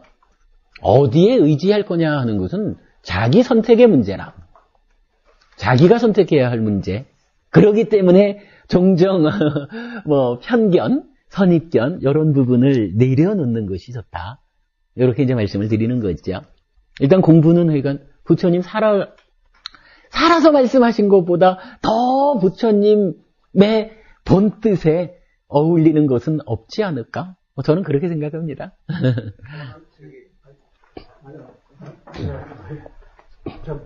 이거 교력은 틀린 얘기가 되는데, 스님이라네. 부처님이 생전에 말씀하신 거 있지 않습니까? 네. 하신 거를 집약한 거가 파리어로 그때 썼다 이런 얘기가 됩니다. 생겨나셨을 때든가 아니면 또. 그 과정은 이렇게 됩니다. 부처님께서 45년간 말씀을 하셨는데, 그렇다고 이게 책을 만들어 놓은 건 아니고요. 그냥 뭐 제자분들하고 대화하고, 또는 뭐 제자분들끼리 대화하고, 요런 내용을 가지고 부처님이 이제 80살이 돼서 돌아가시잖아요. 돌아가시고 나니까 제자분들이 이제 큰일 난 거라. 부처님이 계실 때는 모든 문제가 있으면 부처님한테 물으면 되잖아요. 근데 이제 스승이 돌아가시니까 그래가지고 의논한 게 첫 번째로 그걸 한 거죠. 이게 시간이 지나면 가르침이 변질될 것이다. 가르침이 변질되기 전에 가르침의 원형을 만들어놔야 되겠다. 그리고 시간이 가면 가르침이 없어질 것이다. 없어지기 전에 부처님 가르침을 유지하자. 이래가지고 부처님 돌아가시고 3개월 만에 500명의 아라한이 모여가지고 결집을 해요. 그러니까 경전 편찬회의죠, 따지면. 그래가지고 이제 7개월인가에 걸려가지고 디가니까야, 길게 설해진 거. 그러니까 부처님 말씀 중에 길게 말씀 나눈 거, 디가니까야. 34개 경전으로 모으고요. 그 다음에 중간 길이로 설해진 거, 맞지마니까야. 이거 중아함, 이렇게 말하는 거죠. 152개 경전을 모아요. 그 다음에는, 중요한 주제별로, 56개의 주제별로 경전을, 그러니까 말씀 중에서 공통된 거, 요 주제별로 56가지 주제로, 추려놓으면 그게 쌍유따니까야. 아함으로는 자바함경. 예, 한자로 잡이라는 게 잡된 거, 나쁜 거 이게 아니라 다양함 이런 얘기를 하더라고요. 예, 종합, 다양함. 그래서 이제 자바함 이게 쌍유따니까야. 그 다음에 이제 그 남아있는 가르침들 중에서 이제부터는 그 주제어가 뭐 말이라는 게 뭐 그냥 한 가지 얘기를 딱 할 수도 있고 얘기 중에 2가지가 주제가 될 수도 있고 그렇잖아요. 주제어의 숫자별로 한 가지 주제로 설한 거를 모아놓으면 하나의 모음, 2개의 주제어로 된 거를 모으면 2개의 모음. 이래가지고 그렇게 해서 11개로 모아놓은 것이 안굿따라 니까야라고 말하고 증이라함. 예, 그렇게 되거든요. 그러니까 돌아가시고 3개월 만에 경전을 편찬을 했는데 이렇게 이제 디가니까야, 맞지마니까야, 쌍유따니까야, 안굿따라니까야, 사부니까야가 편찬이 돼요. 그리고 그 전에 돌아가시기 전에 이미 그 어떤 경전의 묶음이 있었던 것 같아요. 예를 들어서 뭐 쌍유따니까야들을 보다 보면은 내가 옛날에 숫단이 빠따 도피한 품에서 말한 것이 있다. 뭐 이런 식으로 이제 경전에 나와요. 이제 대략 그래서 보면 숫단이 빠따나 법구경이나 이런 이제 몇 가지 그 단행본으로 된 경전들은 이미 부처님 당시에도 있었던 것으로 이제 인정을 하는 것 같아요. 이제 그런 경전들이 중심이 되는 거예요. 그러면 부처님 돌아가시고 최초로 변질되지 않고 사라지지 않게 하기 위해서 만든 경전이 요건 거예요. 그런데 요게 글로 적히지는 않아요. 글로 적히지는 않고 요거를 암송을 하는데 사람들은 그게 문자화되지 않았으니까 중간에 충분히 바뀔 수 있는 거 아니냐 이래야 하는데 사실은 여러분 이걸 알아야 돼요. 우리가 글을 이런 교재를 놓고는 교재 중에 내가 좀 필요한 어떤 것 때문에 몇 줄 바꾼 거는 못 찾아내요. 그런데요, 요즘 소녀시대가 노래를 하잖아요. 소녀시대보다는 우리식으로 조용필의 단발머리를 조용필이 단발머리를 불렀는데 이 단발머리가 딱 나오는데 중간에 어디 음정이 틀리거나 가사가 틀리거나 이러면 틀렸어! 알아내잖아요. 그건 단박, 이게요. 우리는 이제 몇백 년 동안 암송되었으니까 그 사이에 충분히 달라졌을 거 이러는데, 인도 사람들은요, 문자로 된 것보다 귀한 것은 암송으로 전승을 한다 이래거든요. 이게 꼭 그런 거예요. 이 단발머리의 음정이나 가사가 틀리면 단박 드러나듯이, 더구나 이거를 혼자 부르는 게 아니라 수백 명이 합성을 한단 말이에요. 이 사부 니까야를 딱 결집을 하면서 그 인물을 지어요. 예를 들어서 디가 니까야 같으면은 사리푸타 존자 아니지 사리푸타 존자 먼저 돌아가셨고, 디가 니까야가 가섭 존자인가 보다. 가섭 존자한테 아난 존자. 예, 아난 존자죠. 아난 존자한테 아난 존자께서 존자님의 제자분들에게 이 디가 니까야가 잘 전승되도록 암송시키십시오. 이런 식으로 사부니까야의 그 암송 의무를 이 네 분의 그 제자분들로 이렇게 이어져서 이제 그러니까 임무를 준 거예요. 그래서 그게 네 분의 아라한들의 계보로 해서 전승되어 내려와요. 그리고 이거를 몇백 명이 오직 그 경전의 전승하는 일을 하기 때문에 중간에 한두 사람의 의도에 의해서 이 경전 내용이 변질될 수가 없다는 거예요. 사실 책으로 쓰여진 거는 누구든지 옮겨가는 사이에 한두 자 바꾸는 거는 간단하잖아요. 더구나 요즘같이 컴퓨터가 있나요? 옛날에 다 손으로 옮겨 쓴 거 아닙니까? 옮겨 쓰는 사람이 실수할 수도 있고. 근데 암송하는 것은 안 바뀐다는 거예요. 그렇게 해서 이제 돌아가시고 나서 한 500년을 암송을 통해서 내려왔는데, 나중에 이제 스리랑카에서 이제 이게 전해졌어요. 스리랑카로. 스리랑카에 큰 지진이 그 가뭄이 들어가지고 7년인가 뭐 큰 가뭄이 들어서 이게 이제 스님들이 다 굶어 죽을 판이 된 거예요.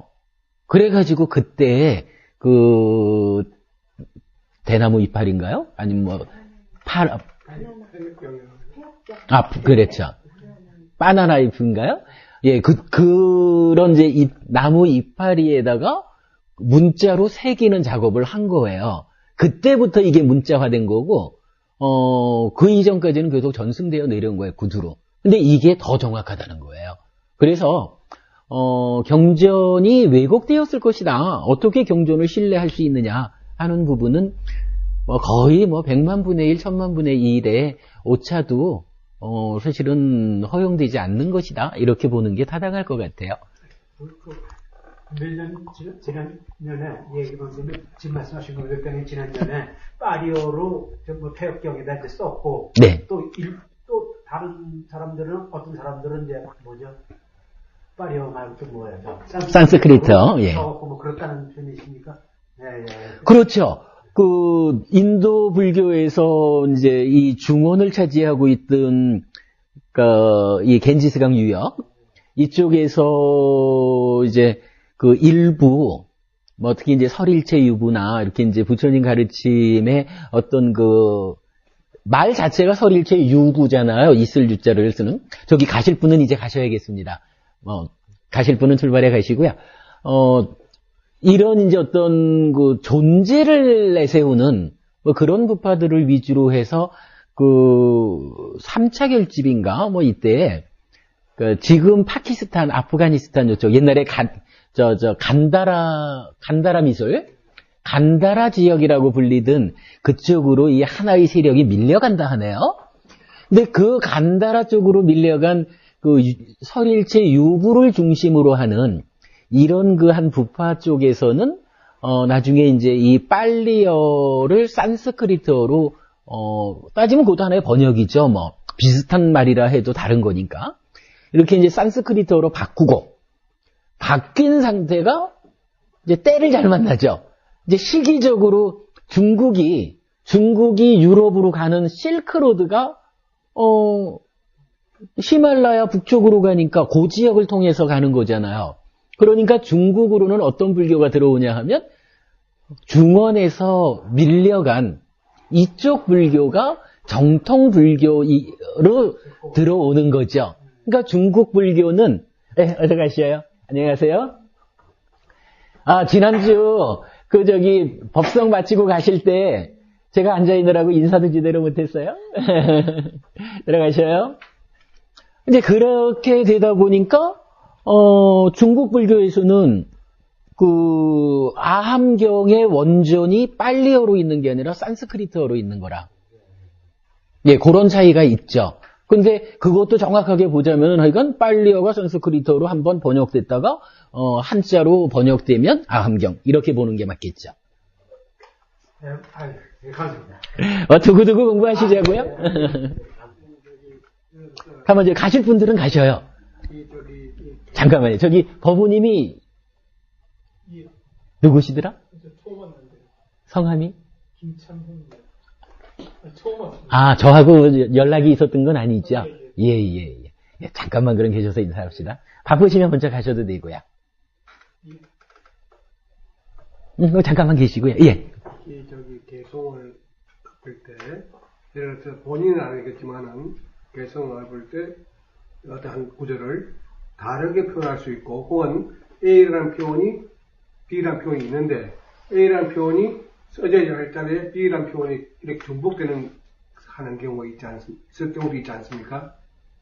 그러니까, 지금 여기서 말씀한 그런 개성이 아니고, 제가 왜냐면, 이건 불교 방송국에서, 예불 할 때, 천수경을 지금, 네네네. 하는데, 거기에, 김모장도 대단하게 하는데, 예. 들어가야 한 구절은 빼고, 그 중복돼 자꾸 나오는 그런 게 있거든요. 예. 그래서 그거 들을 때마다 이상하게 걸려서. 예. 그래서 내가 혹시 잘못 봤나 싶어서 이 책 다 봐도 내가 잘못 들은 게 아니라. 거기서 잘못하는 거예요. 그게 바로 그쪽에서 하는 게 하시던 게 있으니까 딱 드러나는 거잖아요. 내가 답답해서 그것도 보통 일반 스님이 아니고 그냥 우리나라 현재 그래서 큰 어른 스님으로 추앙받는 스님인데 예. 그래서 제가 불교방송 전화를 했어요. 예. 불교방송 전화해서 내 신분 밝히고 예. 그랬더니 굴자는 나 이런까지 전화번호까지 예. 밝히고 저것도 묻더라고요.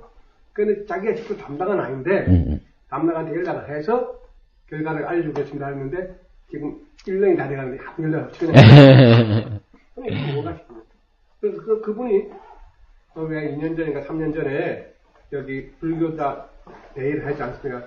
그때 청수경 편히 가십시오. 그분이 하셨어요. 예. 근데 계속 그 나온대. 그거 어떻게 바꾸는 건데? 글쎄 그걸 어찌 봐야 될까요? 예, 조심히 내려가셔요. 그게 걸려가지고. 예. 전에는 제가 그때 아침 텔레비 예, 들어가십시오. 불교 방송 내일도 오시나요? 네. 예, 저도 내일 올 겁니다. 불교 방송이 아침에 해. 근데 뭐 그런 부분은 뭐 제가 어떻게 답변 드릴 수 있는 부분은 아닌 것 같습니다. 나쁘다 그게 아니라 걸리니까. 예. 이 걸림을 어쨌든 그냥 흘려서 버리는 어떤 이제 전화를 한번 하고 나니까 그냥 별로 신경이 안 써져요. 그냥 덮어주세요. 그래야 또 뵙시다. 안녕히 가세요. 예. 다란이 있지 않습니까?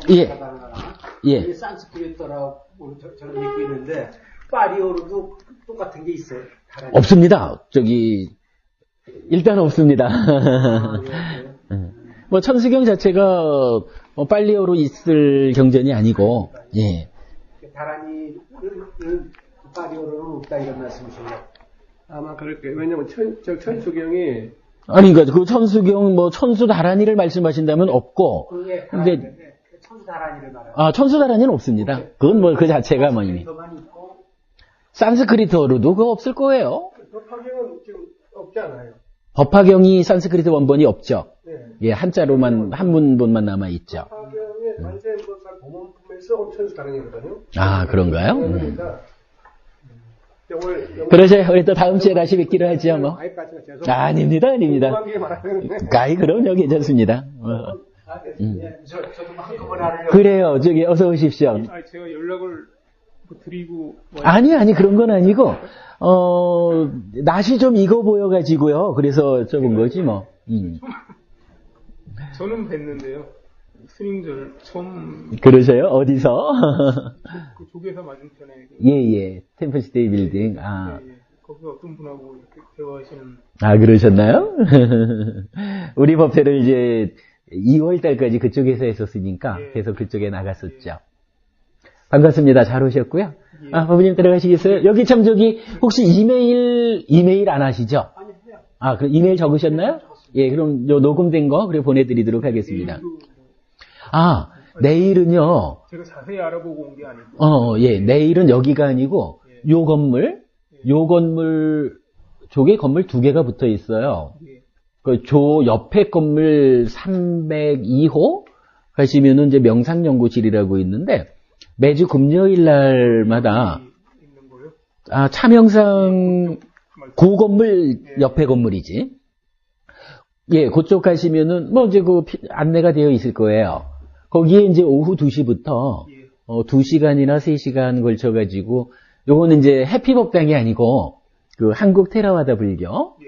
그러니까 우리 테라와다 교단에서 테라와다 법석이란 법회를 매주 금요일마다 예. 지난주에 시작을 했어요. 예. 그래서 내일이 이제 뭐 지난주에는 뭐 인사 1시간이라면 내일이 첫 시간이죠. 예. 낮 시간이 괜찮으시면 우리 공부가 좀 특징이 있고 그 테라와다 법석이 또 특징이 있고 그래요. 시간이 되시면 같이 공부하시면 좋습니다. 제가 뭐 불교 신자가 아니라서요. 좀 여러 가지 좀 익숙한 그러셔요. 마음 편한 대로 하셔요. 그러세요. 예. 여기 뭐 이메일이랑 다 적혀 있나요? 이게 제가 주소하고 지금 메일하고 좀 불안해가지고요. 이거 확정되면 제가 적겠습니다. 다음. 아, 그러세요. 그러면 우리 공부 바꾸는 중이라. 그러세요. 예. 우리 카페에 오셔서 뭐 필요한 거는 보시도록 하십시오. 예. 예. 법문도 있었구나. 예, 적어주시죠. 그러셔요. 잘 가셔요. 현봉이에요. 예, 호구. 그 남자 일자를 예. 알겠습니다. 저기 일단 가족께서 이건 좀 뭐 어려움이 있어도 좀 상태가 좋아지시기 바라고요. 그리고 이제 그 상태가 분명히 뭐 어려움인 거야 당연한 일인데 그 어려움에 현명하게 대처를 하셔야 된다는 거, 그 부인을 잘 돌봐드리는 거하고 그것이 슬픔으로 와가지고 내가 슬픔에 떨어져가지고 내 삶을 해치는 거하고는 별개거든요. 그래서 잘 돌봐드리는 거랑 나의 상태를 평정하게 유지하는 거, 요 2개가 함께 가야 되는 것이다라는 거는 꼭 좀 기억을 하셔야 될 겁니다. 그러셔요. 안녕히 가십시오. 그리고 약간 내리는데 건너편에서 그 모습. 예, 그렇습니다. 네. 들어가세요. 책 충분히 필요하신 대로 가져가시죠? 책 넣으셨죠? 예. 그럼 이제 그냥 제 나름대로 그냥 읽어도 되는 거죠? 아, 그럼요. 그냥 하고 그렇게 순서가 있는 거 말. 예, 그냥 필요한 대로 보시면 됩니다. 예, 들어가세요.